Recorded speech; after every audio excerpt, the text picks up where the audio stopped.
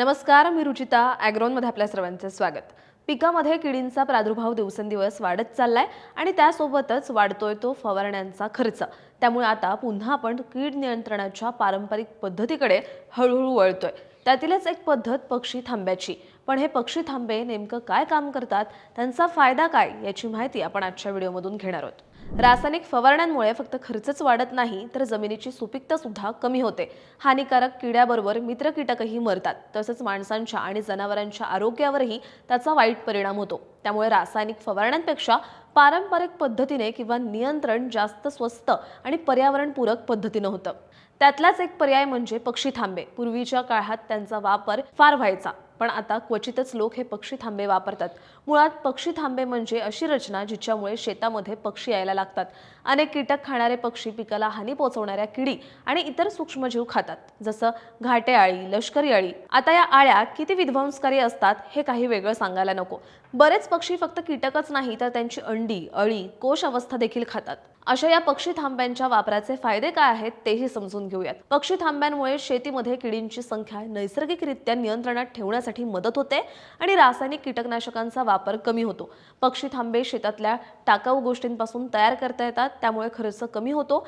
कीड नियंत्रणामुळे पिकांची वाढ चांगली होऊन उत्पादनात सुधारणा होते. पक्षी थांब्यांचं व्यवस्थापन करणं सोपं असल्यामुळे वेगळी देखभाल करण्याची गरज नाही आणि सगळ्यात महत्त्वाचं म्हणजे पक्षी किडींच्या वेगवेगळ्या अवस्थांवर भक्षण करतात. त्यांच्यामुळे बऱ्याचदा कीड अंडी अवस्था, कोश अवस्थेत असतानाच तिच्यावर नियंत्रण मिळतं आणि पिकांचं होणारं नुकसान टाळता येतं. अशा या पक्षी थांब्यांचे दोन प्रकार आहेत. पहिलं आहे कृत्रिम पक्षी थांबे आणि दुसरं आहे नैसर्गिक पक्षी थांबे. यातले कृत्रिम पक्षी थांबे म्हणजे शेतामध्ये काठ्या, बांबू, लाकडी दांडके किंवा लोखंडी सळ्या वापरून तयार केलेले थांबे.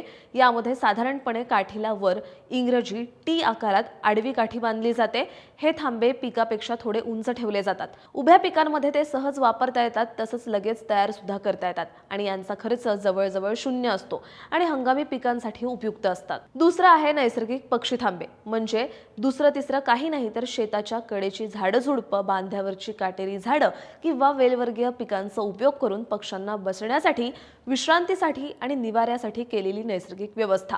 हे थांबे लाकडी काठ्यांऐवजी नैसर्गिक आणि कायमस्वरूपी असतात.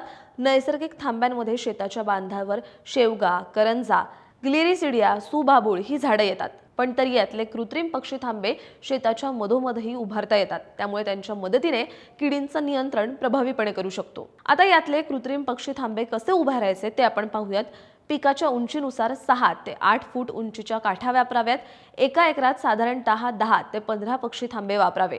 टीव्ही अँटेना सारख्या दांड्यांच्या टोकाला आडवी काठी किंवा फाटा बांधल्यावर पक्षी सहज बसतात. पक्षी थांबे सहसा पिकांच्या सुरुवातीच्या अवस्थेतच बसावेत, म्हणजे पक्षी सवयीने येतात. कापूस, भाजीपाला, डाळी, तृणधान्ये अशा अनेक पिकांमध्ये हे पक्षी थांबे फार उपयुक्त असतात. तुम्हाला ही माहिती कशी वाटली हे कमेंट बॉक्समध्ये नक्की सांगा आणि अशाच शेतीविषयक आणि नवनवीन माहितीसाठी ॲग्रोवनला सबस्क्राईब आणि फॉलो करायला विसरू नका.